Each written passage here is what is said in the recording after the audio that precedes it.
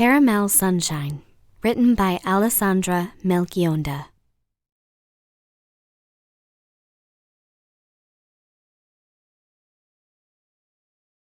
Diego shoved his hands deep in his pockets and leaned against the wall of the Tiziano room, where it suited him best because the light was soft.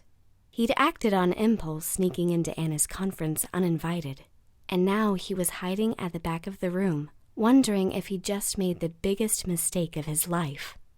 Well, this could only rank second biggest, he corrected himself. The first had been to run away from Anna's life like the worst of thieves, without a word. Yes, only to show up again today, out of the blue, 9 years later. Finding out that Anna was the speaker at the conference that Marco Testi didn't want to miss had surprised him almost as much as the lucky break that had allowed him to find her today. Head of Digital was a prestigious role in any advertising agency, Diego reflected. He had left Anna a young student, but it looked like her career was very well on track now. Her success filled him with a warm feeling of genuine pride. Diego shifted against the cold wall while the room buzzed quietly around him. What right did he have to be proud of Anna after what he'd done? She didn't even know he was in the room, for God's sake. And because it felt like a vicious punch in the stomach, Diego tried not to think that she had never looked for him all these years.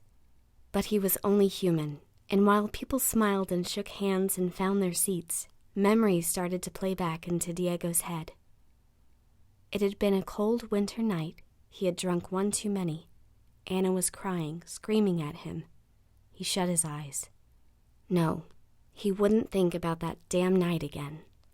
Right now, he just needed some time to look at her, from the back of the room, unseen. And there she was. Anna appeared on the stage like a warm, soothing light cutting through the dark. Suddenly, the buzz ceased. All eyes were on her, including Diego's. She looked stunning, every inch the gorgeous Italian he'd cherished in the most intimate layers of his soul. Silky, shiny hair framed her delicate features and fell loose on her shoulders.